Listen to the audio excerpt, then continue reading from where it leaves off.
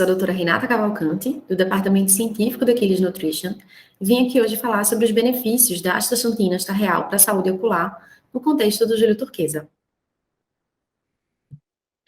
Nós sabemos que a visão é um dos sentidos mais complexos do nosso organismo, sendo que no último relatório sobre a saúde da visão, publicado em 2019 pela Organização Mundial da Saúde, foi relatado que cerca de 250 milhões de pessoas em todo o mundo sofrem com algum tipo de distúrbio ocular, incluindo uma perda moderada severa da visão, sendo que mais de 75% desses casos poderiam ter sido evitados se tivessem sido diagnosticados precocemente. Dessa forma, a OMS instituiu o dia 10 de julho como Dia Mundial da Saúde Ocular. E dentre os diversos distúrbios oculares que existem, a doença do olho seco é a doença que mais acomete as pessoas em todo o mundo. Sendo assim, o mês de julho também foi instituído como um mês de campanha para conscientização sobre as principais causas e sintomas da doença do olho seco, sendo chamado Júlio turquesa. A doença do olho seco tem relação direta com a lubrificação ocular, que é feita pelo filme lacrimal. O filme lacrimal é composto por 4 camadas: a camada lipídica, a camada mucosa, a camada aquosa e o epitélio da córnea, cada um com uma função específica, mas que juntos eles formam a primeira linha de defesa contra os fatores ambientais à nossa volta. É importante entender, assim, que a doença do olho seco, ela se desenvolve a partir de uma lubrificação insuficiente ou inadequada, que faz com que o olho fique literalmente seco. Para a gente entender melhor, quando a gente observa uma condição normal, o filme lacrimal, ele compõe uma barreira de proteção ao olho, porque as 4 camadas, elas estão intactas. Entretanto, na condição do olho seco, nós temos uma degradação dessas camadas do filme lacrimal, chegando ao nível da exposição das células da córnea. Isso faz com que a gente tenha um quadro de degradação também do nosso sistema visual, com diversas e graves consequências à nossa saúde ocular. Por isso é importante a gente entender quais são as causas que fazem com que a lubrificação ocular se torne insuficiente ou inadequada. Dentre as diversas causas, é importante salientar os fatores ambientais, como a poluição, ou a baixa umidade do ar, ou ainda ambientes com ar-condicionado, que fazem com que o ar fique mais seco. Mas também alguns fatores fisiológicos, como, por exemplo, o envelhecimento natural das células que são produtoras do filme lacrimal, ou ainda alguns medicamentos de uso contínuo, o uso de lentes de contato, principalmente por pessoas que têm já alguns problemas visuais, e ainda algumas alterações hormonais, especialmente nas mulheres. Mas é importante a gente salientar, principalmente no contexto que estamos vivendo, uma determinada causa que faz parte do nosso dia a dia, da hora que a gente acorda até a hora de dormir, que são os dispositivos eletrônicos. Já tem alguns anos que a literatura científica mostra que existe uma relação muito íntima entre a exposição a telas de dispositivos eletrônicos e a nossa lubrificação ocular. O que acontece é que tablets, leitores digitais, smartphones, computadores, televisores, eles fazem com que a gente demore mais a piscar os olhos. Então, o tempo entre as vezes que nós piscamos os olhos é um tempo maior, e o movimento de piscar os olhos é um movimento incompleto. Então, tudo isso vai se refletir na capacidade de lubrificação ocular pelo nosso filme lacrimal. Consequentemente, atualmente, dentro das estatísticas que mostram que nós passamos cerca de 9 a 14 horas expostos a telas digitais por dia, esses dispositivos eletrônicos são conhecidos como a principal causa de secura dos olhos. E quais são os sintomas relacionados a essa questão de olho seco, né? Como é que a gente pode identificar essas situações? Então, os principais sintomas são a coceira dos olhos, uma maior sensibilidade, especialmente à luminosidade, a dificuldade de focar os objetos por conta de uma visão embaçada. Ainda temos a vermelhidão dos olhos e a própria secura ocular propriamente dita, que é muito sentida pelas pessoas que usam lente de contato, que já são mais acostumadas com esse sintoma. É interessante nós observarmos que esses sintomas, eles são comuns a diversas outras situações do nosso dia a dia, como, por exemplo, uma noite mal dormida, ou mesmo a presença, né, de um objeto estranho no nosso olho.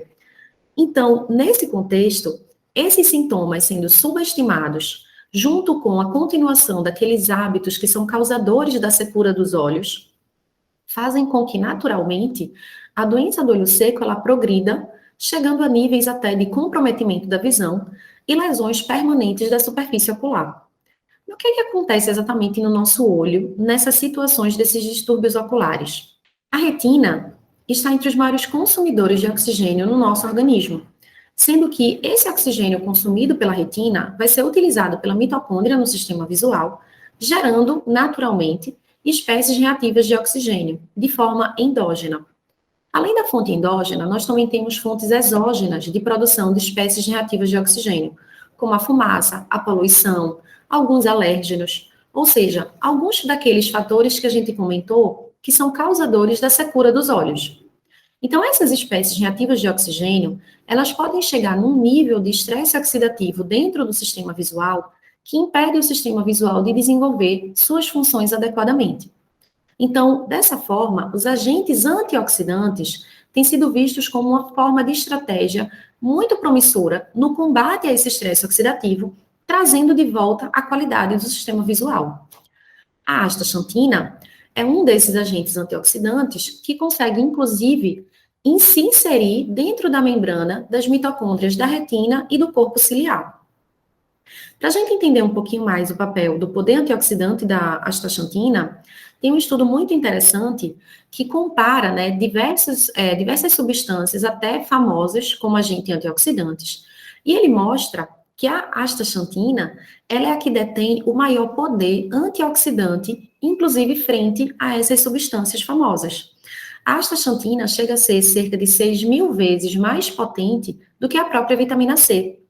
Esses achados, né, inclusive, eles contribuíram para que a astaxantina fosse conhecida como a rainha das substâncias antioxidantes. E o que é que confere à astaxantina esse poder todo, né, como antioxidante? É exatamente a sua estrutura química. A astaxantina ela é composta por duas extremidades polares e uma região intermediária apolar. Essa característica faz com que ela consiga se inserir nas membranas plasmáticas, tanto de células como de organelas. E, consequentemente, a astaxantina consegue atuar do lado de dentro e do lado de fora das células, diferentemente das outras substâncias antioxidantes que só conseguem atuar em um dos lados da membrana plasmática. A astaxantina é um carotenoide produzido naturalmente pelo microalga verde Haematococos pluvialis. Ela é uma alga encontrada em água doce, mas a astaxantina também é produzida, também é encontrada em alguns seres vivos, como os crustáceos, e alguns peixes, como o salmão, conferindo essa cor alaranjada ou avermelhada. Mas quando a gente fala de ingestão de astaxantina, a principal fonte, de fato, é a alga Haematococos pluvialis. Ela consegue concentrar cerca de 1.000 vezes mais astaxantina do que camarões ou caranguejos, por exemplo. Para a gente ter uma ideia, se a gente quisesse consumir cerca de 4 miligramas de astaxantina, precisaríamos comer 800 gramas de salmão selvagem, que nem é o salmão de cativeiro que a gente encontra comercialmente pelo mercado. Então, como é que a astaxantina ela é produzida pela microalga Haematococos pluvialis? A microalga ela tem algumas fases no seu ciclo de vida. Então, em condições normais, a alga Haematococos pluvialis, ela se encontra na sua fase de crescimento, que é a fase verde. Mas quando ela encontra algum tipo de condição estressora, como altas temperaturas ou alta luminosidade, ela entra numa fase intermediária até alcançar a fase vermelha, que é a fase de encistamento.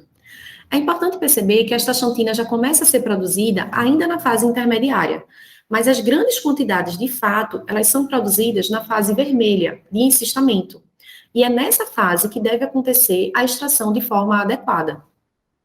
A Asta Real é a marca de referência na produção de astaxantina, com alta qualidade e pureza garantidas, devido a um sistema de cultivo e extração bem diferenciados.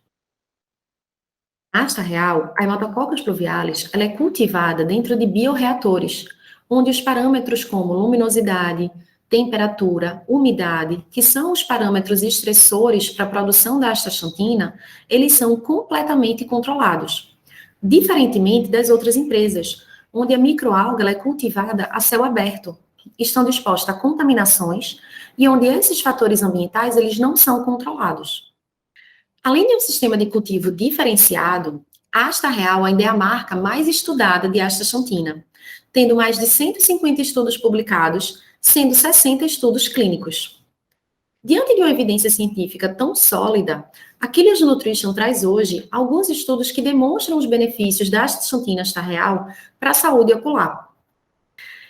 Em um estudo com 35 pacientes diagnosticados com catarata e que foram submetidos à cirurgia de correção, os pesquisadores avaliaram o efeito da astaxantina sobre a atividade antioxidante do humor aquoso desses pacientes. O mais interessante nesse estudo é que cada paciente pode ser controle de si próprio, dado que na catarata, a cirurgia de cada olho ocorre em um momento diferente. Então, primeiramente, um olho passou pela cirurgia, e em um segundo momento, os pacientes passaram por uma suplementação de 2 semanas com astaxantina, e então passaram pela cirurgia do segundo olho.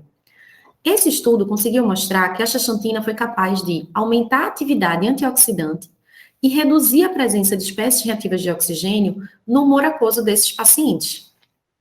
Em um outro estudo, os pesquisadores buscaram avaliar o papel da astaxantina sobre a fadiga ocular.